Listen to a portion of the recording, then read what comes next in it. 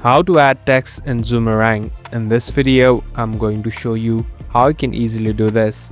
First of all, open the application.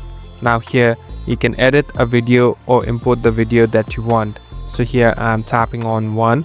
So after you do this, we're in this editing platform. So this is the place where you can make different edits and changes in the video.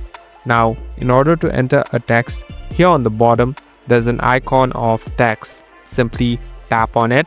So this is the place where you can add your text.